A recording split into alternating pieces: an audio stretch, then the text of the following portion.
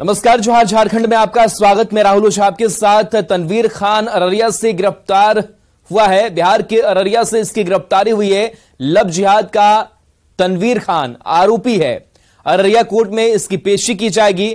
Transit remand Ranchi police मांगेगी। Court के आदेश पर पुलिस रांची लाएगी। मॉडल मानवी ने धर्मांतरण का आरोप इसके ऊपर लगाया था। जान से मारने की भी धमकी का आरोप इसके ऊपर है। तो बिहार के अररिया से तनवीर खान पकड़ा गया है। इसके बाद अब अररिया कोर्ट में पेशी होगी। ट्रांजिट रिमांड रांची पुलिस मांगेगी। कोर्ट के आदेश पर पुलिस इसे रांची लेकर आएगी।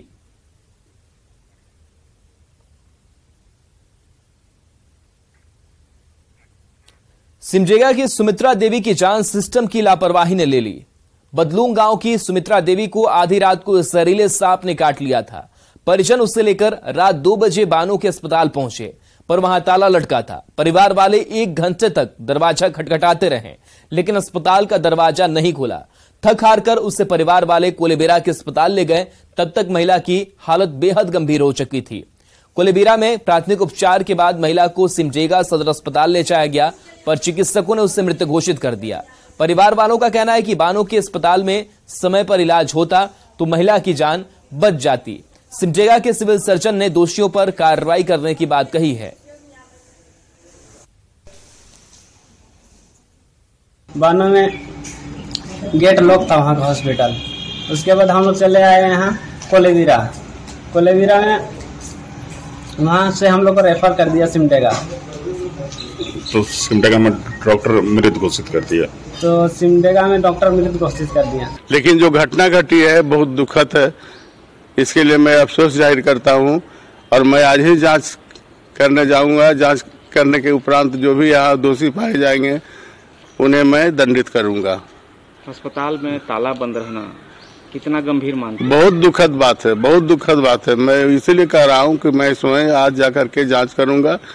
जांच करने के उपरांत जो भी यहाँ दोषी पाए जाएंगे उन पर मैं सख्त से सख्त कार्रवाई। गढ़वा के रक्सी गांव से अगवा कृष्णा बेटिया के 14 साल के बेटे शेखर बेदिया को यूपी के मिर्जापुर से छुड़ा लिया गया। 2 अपराधी शेखर को अगवा कर यूपी ले गए थे। वारदात के 10 घंटे के अंदर धुर्की पुलिस ने बच्चे को छुड़ा लिया। परिजनों की गुहार पर गढ़वा पुलिस ने अपराधियों का लोकेशन ट्रैक किया और बच्चे को सकुशल रिहा करवा लिया। बच्चा शेखर कुमार बेदिया को अदलहाट थाना जिला मिर्जापुर उत्तर प्रदेश पुलिस के सहयोग से सकुशल बरामद किया गया एवं अपहरण कर ले जा रहे हैं। 2 व्यक्तियों को गिरफ्तार किया गया। दिल्ली में आपदा प्रबंधन की बैठक में झारखंड की ओर से आंधी तूफान को आपदा में शामिल करने का मुद्दा उठाया गया है। आपदा प्रबंधन मंत्री बन्ना गुप्ता इसमें शामिल हुए थे। बन्ना गुप्ता ने कहा कि उन्होंने आंधी तूफान के अलावा आग का मुद्दा भी उठाया। बैठक में आपदा मित्र बहाल करने की मांग रखी गई। साथ ही आपदा राशि में खर्च की सीमा को खत्म करने की भी मांग रखी गई। झारखंड के हितों पर बहुत गंभीरता पूर्वक अपने झारखंड के हितों की बात की है। विशेष करके हमने कहा कि चूंकि झारखंड जल जंगल जमीन पर आधारित है और चक्रवात को राष्ट्रीय आपदा में शामिल किया गया है, लेकिन चक्रवात के साथ साथ यदि आंधी तूफान को भी इसमें शामिल किया जाता, और हमने उदाहरण भी दिया कि जमशेदपुर में अभी पेड़ गिरने से 2-3 बच्चे की भी मौत हुई है जमशेदपुर सरायकेला में। स्वास्थ्य विभाग में आउटसोर्सिंग के जरिए काम आवंटन पर बीजेपी विधायक भानु प्रताप शाही ने मुख्य सचिव से जांच की मांग की है। भानु प्रताप शाही ने कहा है कि दक्षता नहीं रखने वाली कंपनियों को काम आवंटित किया जा रहा है, चाहे वो सुरक्षा गार्ड की बात हो या पैरामेडिकल स्टाफ की। पढ़े लिखे बेरोजगार युवकों से काम देने के एवज में राशि की वसूली भी की जा रही है। वो बगैर दक्षता वाले लोगों को भी यहाँ काम दे दिया जा रहा है। शिक्षित बेरोजगारों का शोषण भी है और बड़े पैमाने पर बहुत बड़ा स्कैम भी है। मैंने मुख्य सचिव से यही आग्रह किया है कि आप एक ईमानदार अधिकारी हैं और झारखंड के युवक युवतियों से ये भी शिकायतें हम लोगों को मिली है कि युवक और युवतियों से आउटसोर्स कंपनियों के द्वारा पैसे भी उगाही किए जा रहे हैं। केंद्रीय रेल राज्य मंत्री राव साहब पाटिल 92 पश्चिमी सिंहभूम के दौरे पर हैं, जहां सोनुआ में बीजेपी संयुक्त मोर्चा के सम्मेलन को संबोधित किया। उन्होंने विपक्षी दलों को निशाने पर लेते हुए कहा कि विपक्ष प्रधानमंत्री उम्मीदवार तय नहीं कर पाएगा, क्योंकि सभी नेताओं को प्रधानमंत्री बनना है। सभी दल अलग अलग होकर चुनाव लड़ेंगे। प्रधानमंत्री पद के उम्मीदवार कौन? जिस दिन किसी का नाम आएगा अपने अपने घर में चले जाएंगे, क्योंकि प्रधानमंत्री तो ममता बनर्जी को होना है, प्रधानमंत्री तो नीतीश कुमार को होना है, हमारे 6 सांसद वाले शरद पवार उनको भी प्रधानमंत्री होना है, उधर फारूक अब्दुल्ला बोलते मुस्लिम रघुवानी हमको भी बना दो। मुझे ये बताओ कि इनका प्रधानमंत्री पद का उम्मीदवार कौन है? ये आज तक उम्मीदवार तय नहीं कर पाए, कल भी नहीं कर पाएंगे। जब चुनाव आएगा अलग अलग लड़ेंगे। बीजेपी के मिशन 2024 को सफल बनाने की मुहिम में जुटे केंद्रीय रेल मंत्री राज्य मंत्री राव साहब पाटिल ने पश्चिमी सिंहभूम के चक्रधरपुर और सोनुआ में संयुक्त मोर्चा की सभा की। साथ ही मोदी सरकार की 9 साल की उपलब्धियों का बखान करते हुए दावा किया कि विपक्ष के पास प्रधानमंत्री पद का कोई उम्मीदवार नहीं है। आज हम आपको सवाल करते हैं, सब लोगों को, हमारे प्रधानमंत्री पद के उम्मीदवार कौन है?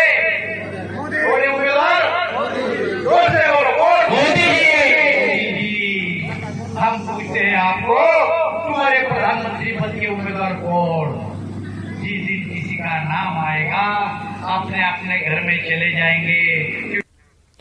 राजस्थान की पूर्व मुख्यमंत्री वसुंधरा राजे सिंधिया के झारखंड दौरे को लेकर जेएमएम ने निशाना साधा है। पार्टी प्रवक्ता सुप्रियो भट्टाचार्य ने कहा कि किसी के भी झारखंड आने पर रोक नहीं है, लेकिन उन्होंने अपील की है कि झारखंड आने वाले नेता लोगों को बीच में भ्रम नहीं फैलाएं। वहीं ये भी दावा किया है कि बदले हालात में जेएमएम की भूमिका अब बड़े भाई की हो गई है। आप लोग आइए झारखंड आने से किसी ने रोका नहीं, लेकिन लोगों के बीच में भ्रम मत फैलाइए, सही आकलन कीजिए। छोटा भाई, क्योंकि हम स्टेट पार्टी है इसलिए, लेकिन हालात जो हैं यहां के जमीन के, सांगठनिक तौर पर हम इतना मजबूत है कि हम बड़े भाई को आगे भी बढ़ाएंगे, तो उसमें हमारी भूमिका उसमें अहम होगी। दुमका रेलवे स्टेशन को बेहतर बनाने और रेलवे की आर्थिक उन्नति को लेकर रेलवे विभाग के पूर्वोत्तर जोन के महाप्रबंधक दुमका रेलवे स्टेशन का जायजा लेने पहुंचे। इस दौरान आसनसोल डिवीजन के डीआरएम और रेलवे विभाग के कई अधिकारी मौजूद रहे। महाप्रबंधक ने एक एक चीज का निरीक्षण किया और सुधार के लिए अधिकारियों को कई निर्देश दिए। बेहतर करने के लिए एक तो स्टेशन की सफाई देखी कि स्टेशन का सफाई थोड़ा और इम्प्रूवमेंट का जरूरत है, उसके लिए मैंने निर्देश दे दिए हैं। दूसरा, स्टेशन का जो डेवलपमेंट होना है, जो स्टेशन की इम्प्रूवमेंट होनी है, उसका काम का निरीक्षण किया कि कैसे उनका प्लानिंग क्या है। साहिबगंज के राजमहल कोर्ट ने चर्चित मुन्ना मंजल हत्याकांड के दोषियों को आजीवन कारावास के साथ अर्थदंड की सजा सुनाई है। 9 साल पहले 2 जून 2014 को 5 अपराधियों ने मुन्ना मंडल का मर्डर कर दिया था। इस मामले में 8 गवाही दर्ज कराई गई। लंबे समय तक सुनवाई हुई और इसके बाद कोर्ट ने फैसला सुना दिया। जिन 5 दोषियों को सजा सुनाई गई है, उनमें से एक पश्चिम बंगाल की कोलकाता जेल में है।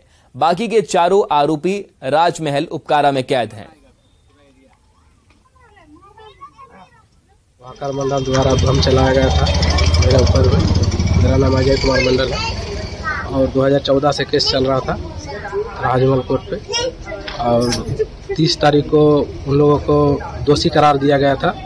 दोषी करार में उन लोग को फिर 14 तारीख को, आज का डेट था 14 तारीख को, तो आज उन लोग को आजीवन कारावास सजा सुनाया गया।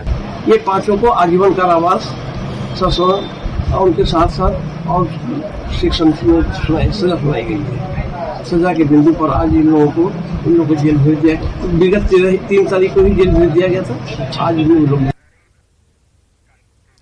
लातेहार के निवासियों को न्याय दिलाने वाला लोक अभियोजक कार्यालय खुद मरम्मत की गुहार लगा रहा है। लातेहार कोर्ट कैंपस में स्थित पीपी का दफ्तर बेहद जर्जर हो गया है। भवन की छत, दीवार, खिड़की और बाथरूम से लेकर फर्श तक टूट फूट गया है। यहां काम करना किसी खतरे से कम नहीं है। फिर भी पीपी से लेकर स्टाफ और जवान ड्यूटी पर डटे रहते हैं। बारिश में तो बिल्डिंग की हालत और भयावह हो जाती है। कई बार प्रशासन से गुहार लगाने के बावजूद न बिल्डिंग की मरम्मत हुई और न ही नया भवन मिला। हम अभी खड़े हैं लातेहार जिला लोक अभियोजक के कार्यालय में और हम दिखाना चाहेंगे कि यह जो भवन है किस तरह से जर्जर है। यह देख के यह प्रतीत होता है कि यह भवन कभी भी टूट कर गिर सकता है।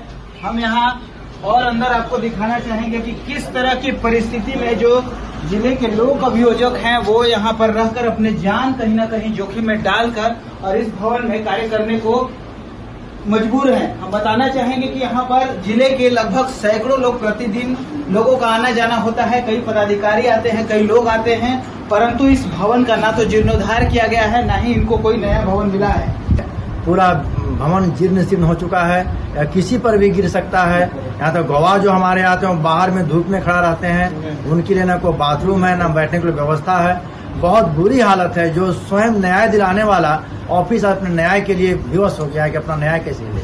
बहुत दिक्कत में कार्य करना पड़ रहा है, ना ऑफिस में कोई व्यवस्था है। ये कभी भी किसी बड़ी दुर्घटना को आमंत्रण देने जैसा है।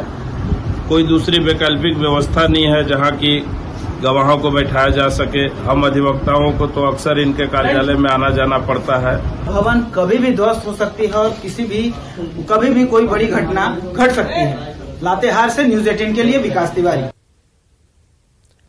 सिमडेगा से मानव तस्करी का कलंक मिटने का नाम नहीं ले रहा है। कुरडेग के हठमा गांव की नाबालिग बच्ची की संदेहास्पद मौत दिल्ली में 31 मई को हो गई थी।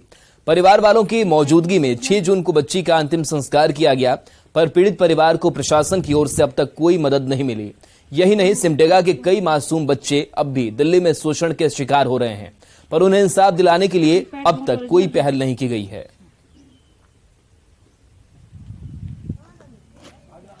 पुलिस ने एक बच्ची जो मृत्यु हो गया उसको बस ट्रैक किया और उसके साथ जो बच्ची गई है वो भी दूसरी जगह काम कर रही है। उसका मोबाइल जब्त किया गया, उसके बारे में कोई जिक्र नहीं किया।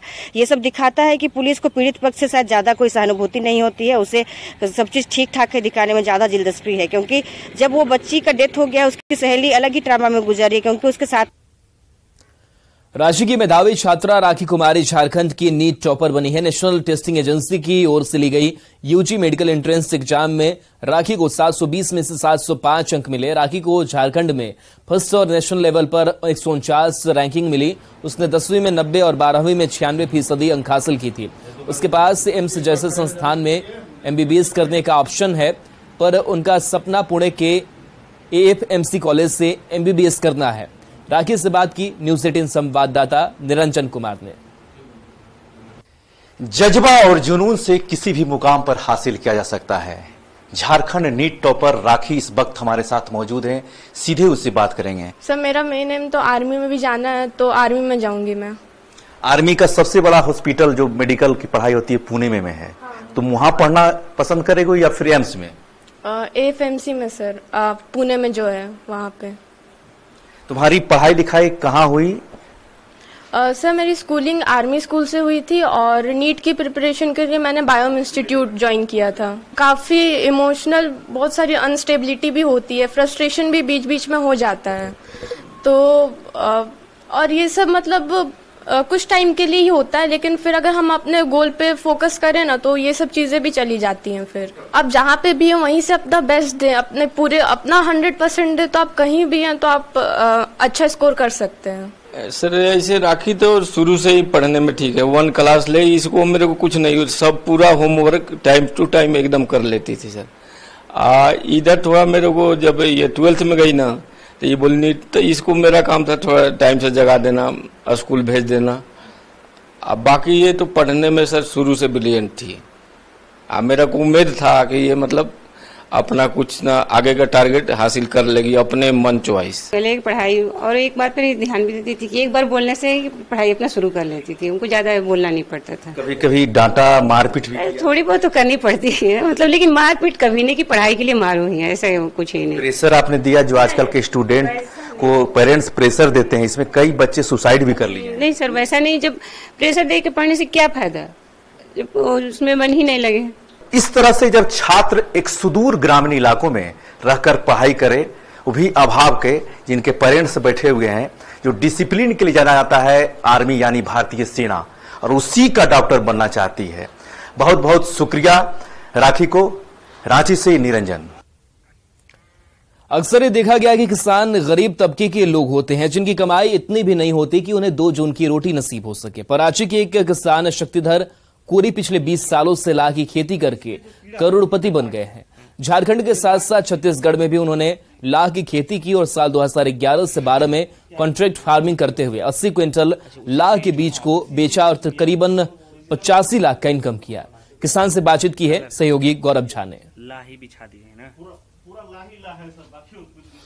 जब ये कहा जाता है कि किसान सबसे गरीब तबके के लोग होते हैं, तो उस दौरान हम आपको एक ऐसे किसान से मिलाने जा रहे हैं जो लाह की खेती कर करोड़ों रुपए कमाते हैं। लाह खेती कम मेहनत, कम पूंजी, कम लागत की ये खेती है। सबसे पहले तो हम बोले कि हम खुद जो है ना, एक समय ऐसा था कि लाह में हम माने क्या बोले 1 करोड़ रुपया पार किए हैं।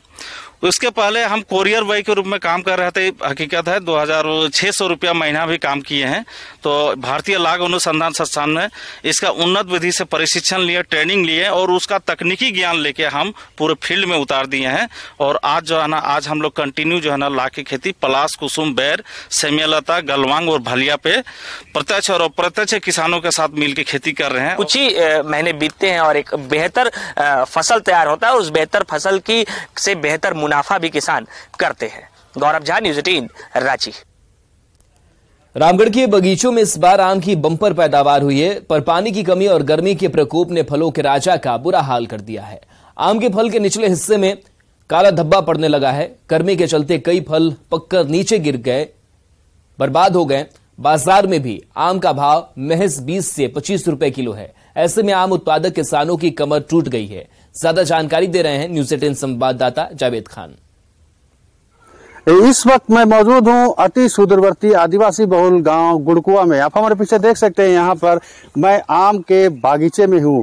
दरअसल यहाँ पर सुधीर मीज उनके भाई ने 4 एकड़ भूमि पर आम की खेती की है, लेकिन ये आम इस बार उन्हें उतना पैसा नहीं दे पा रहा है। इनका कहना है क्योंकि इस बार बारिश कम हुई है, इसके कारण आम में रोग लग गया। देख सकते हैं कैमरे के माध्यम से किस तरह से आम में रोग लगा है। पानी नहीं रहने के कारण पेड़ में जितना आम था सब उस आम के नीचे धब्बा सा लग जा रहा है और आम सारा खराब हो गया।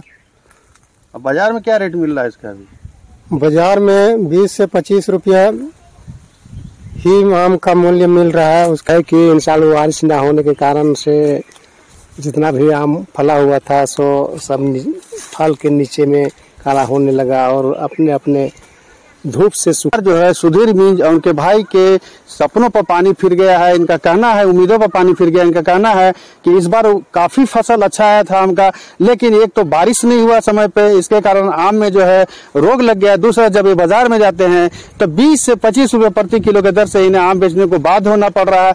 ऐसे में जो इनकी लागत थी वो भी नहीं निकल पा रही है। इनका कहना है कि चूंकि आम का पैदावार जो था इस बार उन्हें काफी उम्मीद थी कि आम अच्छा बिकेगा तो उनका घर बार भी अच्छा चलेगा, बच्चों की पढ़ाई लिखाई अच्छे से हो सकेगी और दूसरे काम भी जो है इससे किया जा सकेगा। लेकिन फिलहाल उनकी उम्मीदों पर फिलहाल पानी फिरता हुआ दिख रहा है। जावेद खान, न्यूज़ 18 रामगढ़। खबरों का सिलसिला लगातार जारी है और एक